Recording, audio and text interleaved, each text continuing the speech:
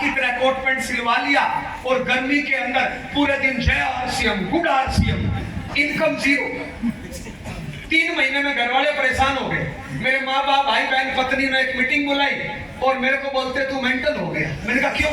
बोले क्या है ये जय आरसीएम, गुड आरसीएम, पैसा तो आ नहीं रहा, रोज 200-500 का पेट्रोल जला देता है और इनकम तो आ ही नहीं रही। पागलों की तरह गर्मी में कोट पैंट पहन के घूमता है। कोई धंधा ही करना है तो नौकरी कर लो, दुकान कर लो, फैक्ट्री कर लो, शोरूम कर लो, खेती कर लो, वकालत कर लो, कुछ नहीं तो घर में पड़े रहो। ये पूरे दिन गांव में घूमते रहते हो, पैसा तो आ नहीं रहा है। घर वालों ने ऐसे समझाया, मेरी समझ में नहीं आया। मैंने मेरी अपलाइन को फोन किया, मैंने कहा यार तुम तो कह रहे थे रॉयल्टी आएगी, इधर तो रोटियां ही नहीं मिल रही। तो मेरी अपलाइन ने कहा तुम एक काम करो, 2-3 दिन बाद मीटिंग है, घरवाली को उठा के एक मीटिंग में ले आओ। और मैं 2-3 दिन बाद मीटिंग थी, घरवाली को उठा के मीटिंग में ले गया। उस मीटिंग से पता है फायदा क्या हुआ? मेरे को टाइम पे रोटियां मिलने लग गई। आज जितने भी लोग फैमिली सहित आए हैं ना, मेरी गारंटी है आज से रोटियां आपको टाइम पे मिलेगी। यस, रोटियां टाइम पे मिली। चौथे महीने मेहनत करी, इनकम आई 885 रुपए। धीरे धीरे इनकम कभी कम कभी ज्यादा, कभी चेक 15,000, कभी 700, कभी 20,000, कभी 300।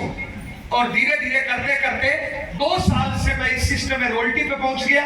और 2 साल बाद जो मेरी रॉयल्टी की इनकम आई 22,478। उस टाइम इनकम जो आती थी वो अकाउंट में नहीं आती थी, ऑनलाइन नहीं होता था, घर पे डाकिया चेक लेके आता था। तो जब 22,478 का चेक आया, मैं तो फील्ड में गया हुआ था, वो डाकिये ने मेरी घरवाली को लिफाफा दिया, घरवाली ने खोला, अंदर 22,478 का चेक।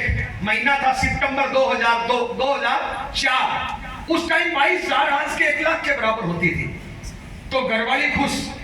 उस दिन मेरे घर पे 2-3 सब्जियां पड़ी थी, हलवा पूरी बना था।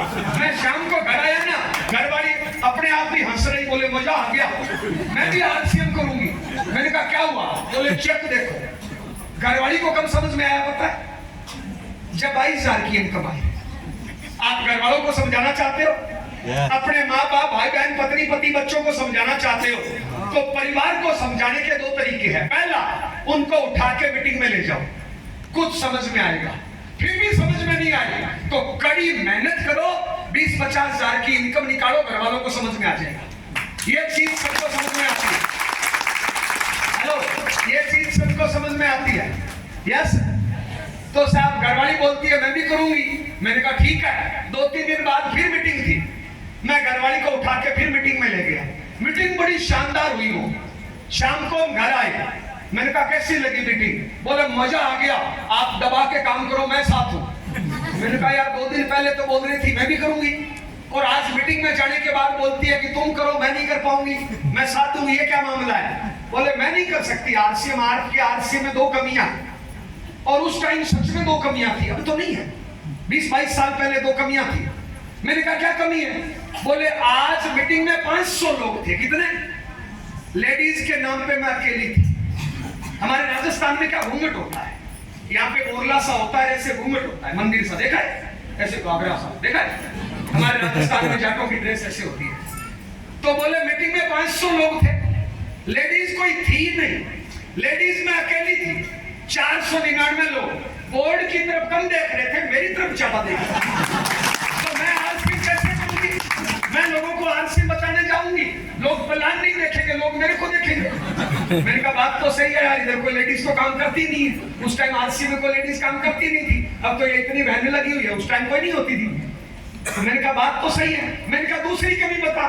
बोले दूसरी कमी इससे भी खतरनाक है। मैंने कहा क्या? बोले आपके जो बीसी छाबड़ा जी गुरुजी आए मीटिंग में, उन्होंने बातें बहुत बढ़िया बताई, पर उन्होंने एक बात बोला कि आरसीएम में कामयाब होना है तो आरसीएम का कपड़ा पहनना पड़ेगा, और आरसीएम में लेडीज कपड़ा आते ही नहीं है, तो फिर मैं पहनूं क्या? इसलिए मैं तो नहीं कर सकती। मैंने कहा बात तो सही है, लेकिन मैं थोड़ा जन्म से शरारती हूं।